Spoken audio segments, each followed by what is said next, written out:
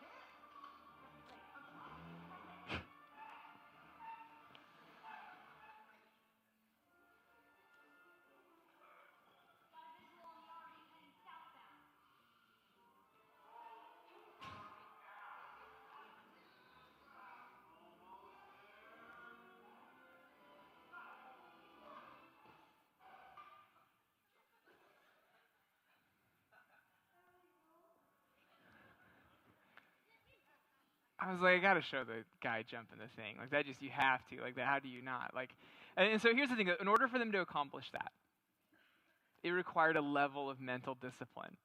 There were things that were happening along the way that could have caused them to do a different thing, or they could have even said, the movie's almost over, the task is too hard, let's just stay where we are and not mess with this.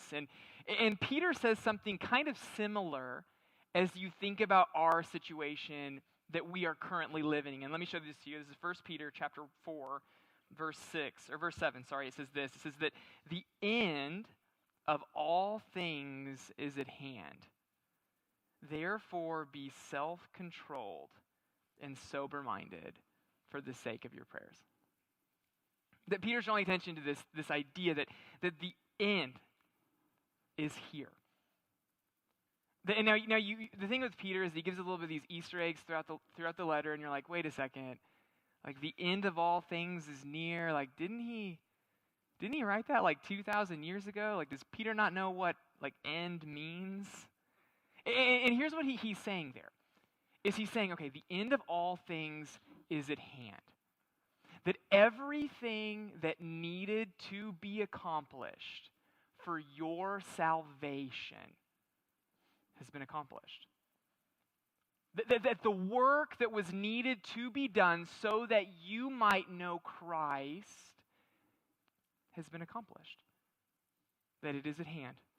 That what Peter wants us to see is that in the same way that this movie is going to end in like 20 minutes after this clip, that the same thing would be true for us, that at any moment, because of what has been accomplished by Jesus, that the credits of this life could roll. That the hard part's been done. We're at a place where what we are to do is that we are to wait for that moment. But Peter doesn't want us to get the wrong idea. Because there could be this tendency to say, well, the work's been done. Jesus has accomplished it. So we'll just do nothing until it's over. And what Peter says is, no, because of the time where you are living, while you wait, you are to work. And you see that wrapped up in these two words here where it says that we are to be self-controlled and sober-minded.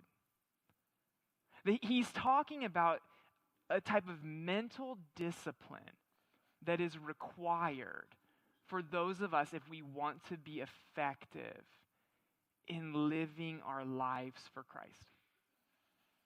The idea is, okay, just because things are going to end and we don't know when they are, that doesn't mean that we are to do nothing and not to be prepared, but instead, because of this,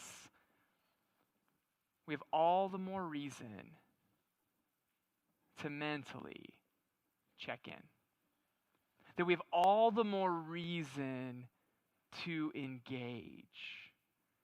Because if you don't know when it's going to end, if you don't have that benefit of a doubt, like there could be a tendency to freak out. And what Peter is saying, hey, don't freak out. This could end at any moment, but you've got to keep it together. And if you notice the why is very interesting. He says this is for the sake of your prayers.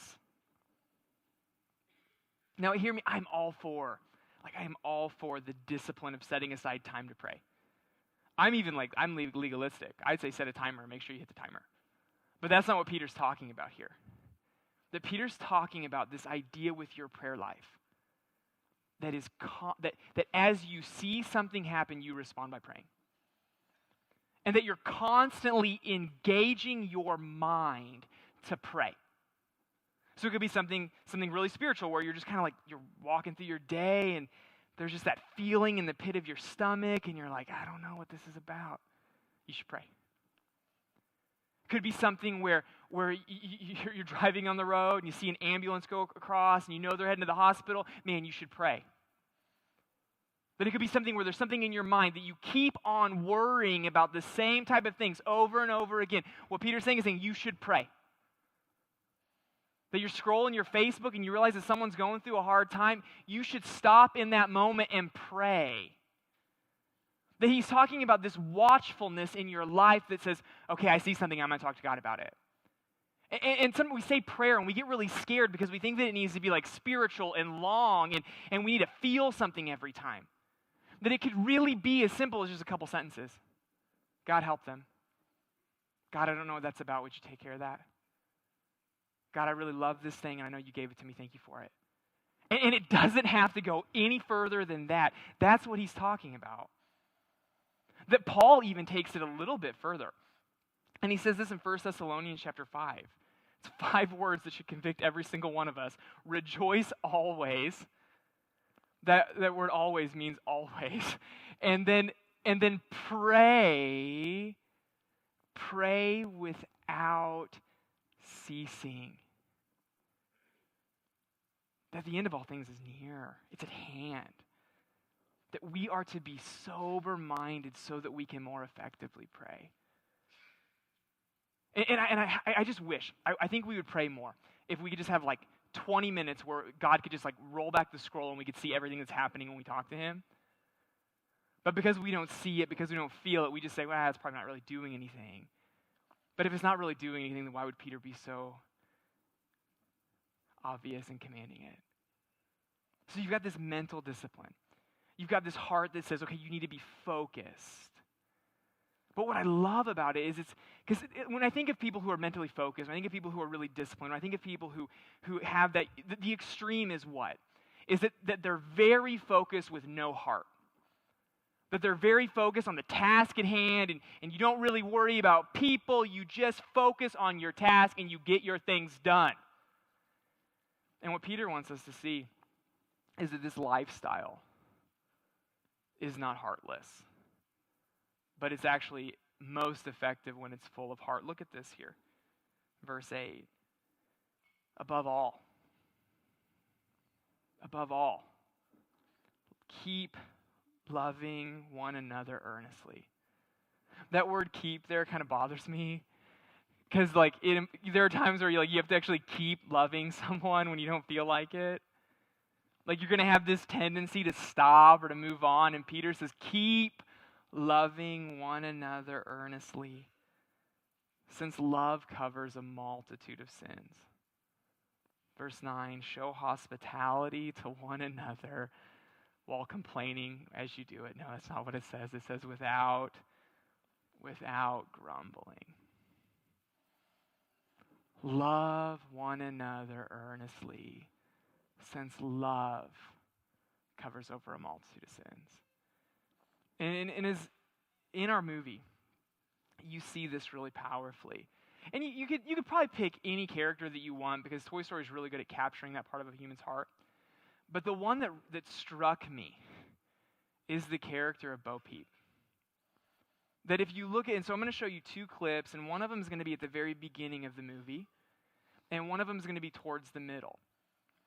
And at the beginning of the movie, you see Woody, the love of Bo's life, just kind of leave her out to dry.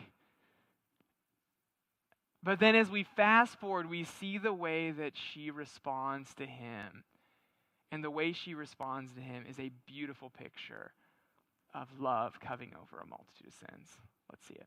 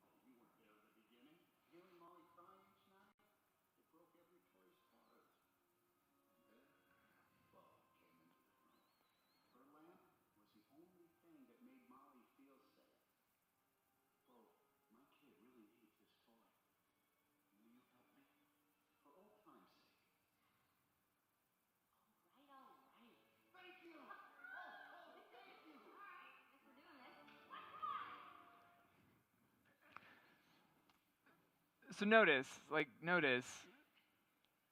if you go back to the first clip, she kind of put her heart out there. Like she asked him, hey, why don't you go with me? Get in this box. Kids lose toys every day.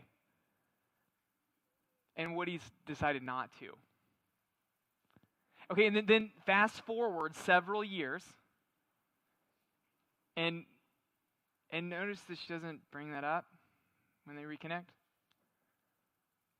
Notice that he doesn't even remember the names of her goats, and that doesn't bother her. Notice, as you think about even Bo Peep, notice that it doesn't really seem like she gets the whole life with a kid thing. Even though all those things are true, she still helps him. That even though she could have come up with a million reasons to let him handle things on his own, a million reasons to say, I'm going to walk away from this cowboy. The whole movie, she's standing by his side, even though if I had to guess, I would guess that he hurt her pretty badly. And that is love. That is love covering over an offense. That is someone looking not for a reason to be mad, not for a reason to be frustrated, not for a reason to get what they think they are owed, but that is a person who is instead looking for a reason to show compassion and to show kindness. I like the way the writer of Proverbs says it. He says it this way in Proverbs chapter 11. He says that hatred stirs up strife, but love covers over an offense. You know, and I bet we've all experienced this in social settings one way or the other, right? That there are some places that are just easier to be than others, right? Like I say that with like Thanksgiving right on the horizon, and you're like, "Yep, I know exactly what he's talking about there." And there are places where it's like, but you go there and you're always kind of on edge because you're afraid you're going to say or do the wrong thing, and it's going to set someone off, and then there's going to be this challenge. Why? Like, why is it like that? It's because there's no love there. Because what love does is love covers over an offense. But then I bet there are places too where you can go, right? And when you're there, you can just like relax and breathe. And I'm not saying like you don't have to be like morally upright, but you don't have to worry about everything that you say being taken the wrong way. You don't have to worry about misstepping somewhere in the event that maybe something is going to blow up because everyone is just looking for someone to pounce on. And even as I talk about like family, and with Thanksgiving right on the horizon, and maybe you're thinking of how you don't want to walk into that situation because it's just difficult. I would guess that the reason why it's so difficult is probably because something happened to someone in that room several years before, and they just haven't been able to move on. And because they haven't been able to move on from that offense, they use every single thing that happens that might just slightly annoy them to try to make someone pay for that thing that happened all those years ago. And that's just not love. I'm seeing people like looking at each other and laughing, like you know exactly what I'm talking about. And so here's what's on us though, is that we get to decide what type of situations we want to create when we're around. Like, do you want to be that person where people have to walk on eggshells around you because they're always afraid that something's going to set you off? That if that is you struggle with love. And I heard it said this way from I think it was Craig Groeschel, but we have this option when we walk into a room. We get two choices: that we can choose to bring hell up, or we can choose to bring heaven down. That hell is a place where there is no forgiveness, where there is no grace, where there is no hope, where there's all kinds of punishment and making people pay for things. And if you don't love and you bring that into your situations, what you are doing is you are creating a situation where you are bringing hell into a place. But if you choose to love, if you choose to cover over an offense, then what you do is you are bringing heaven down. Because the only way that we get in there is because that's what God does to us. Because if you're in heaven, it's because God is overlooking some things that you did to him in your life. And even if you're here and you love Jesus and you say, I follow Jesus, I've given him my life, I serve him, the reason why you do that, the reason why you're able to do that is because when he looks at the things that you do wrong, because you asked him to forgive you and you put your faith in him, he has said, I'll forgive you. That you know him because he overlooked your offense. It's grace. That's why we do this thing every Sunday. But we get to choose. We get to choose what type of place we want to create. But do you want to be that person that brings heaven down? Or do you want to be that person that brings hell up? That is our option. And so what Peter does is he does give us some wisdom as to how this works. Okay, and so how do you love? How can you love people? Well, loving overlooks offenses. But love also, it also takes what we have and it uses it for other people. Look at this here, verse 10. He says, as each has received a gift, use it to serve one another as good stewards of God's varied grace. Whoever speaks is one who speaks oracles of God. Whoever serves is one who serves by the strength that God supplies, in order that in everything God may be glorified through Christ Jesus. To him belong glory and dominion forever and ever. How do you love people? As each has received a gift, what do you use with your gifts? You use it to serve one another. How do you love people? You look at your life and you say, what have I been given? What does God want me to do with it? What do I have? What does he want me to do? And then you do that thing. That is the picture here in the text. And you see this happen here with Woody. This happens with Woody on two fronts. One of them, something is taken from him, but it's taken from him so that he can give something to someone else. There's this fork toy in the movie. His name's Forky. And Woody's mission is to bring this fork back to Bonnie. And the only way he gets the fork back is if he gives his voice box to this girl toy named Gabby Gabby. And on two fronts you have Woody using what he has been given to serve others and meet their needs. We'll see it in this clip here that we're about to look at.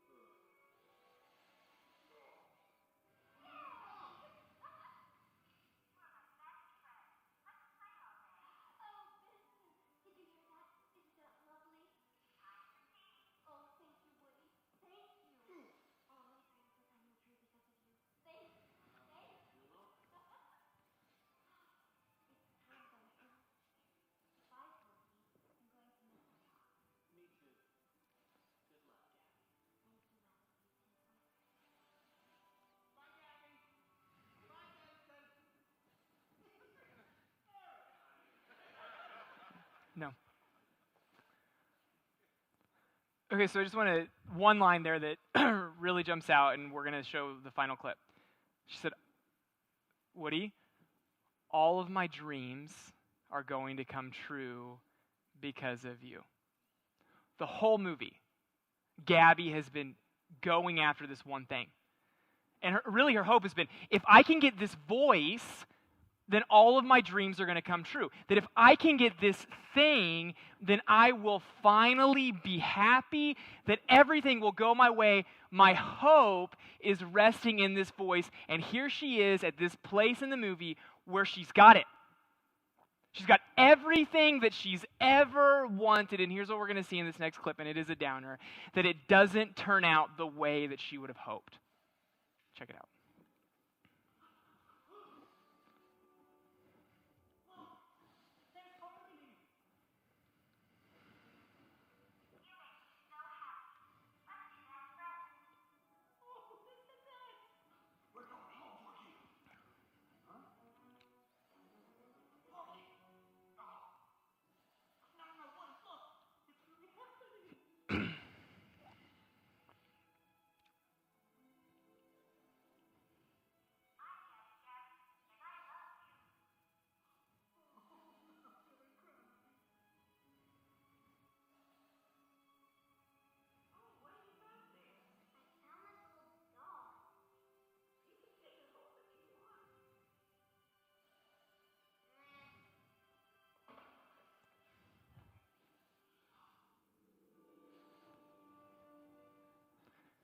The whole movie.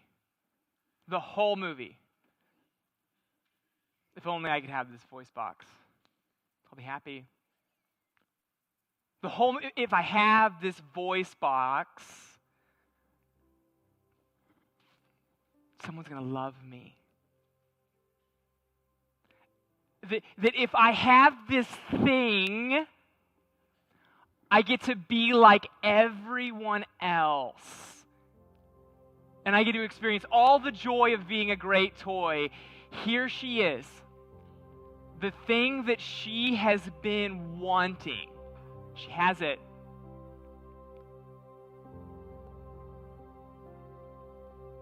But it doesn't deliver like she thought it would.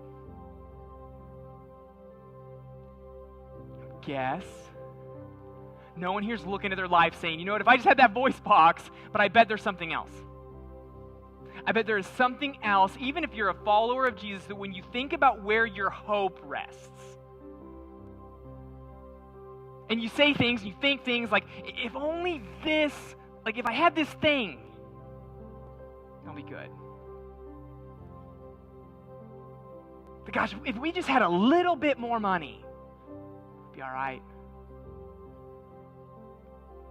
Gosh, if I get this promotion, things are going to turn around for me. The once I have kids, it's going to be great. It's going to be magical. And we put our hope in all of these things. And here's the problem with putting your hope in these types of things. Is they're not made for your hope. They are gifts from God that should be enjoyed, but they are not the source of your hope.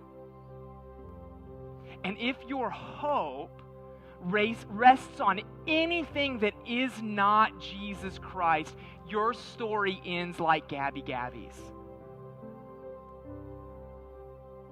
This is so true. This is what the author of Ecclesiastes says in Ecclesiastes chapter 3, verse 1. And this is a verse that I know to be true because it's true of every person I've ever met. It's that God has put eternity in your heart. That in your heart is an eternal hole. And you can throw as much things in there, but if it's not Him, then it's not going to make the dent that needs to be made, because you were made to put your hope in more. And even maybe you're here and you've been saying those things like, if only I had this, if only this was the case.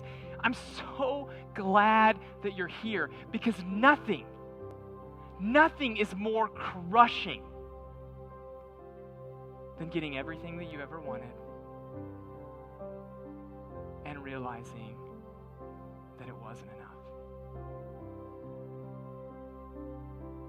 That the gospel, that Jesus,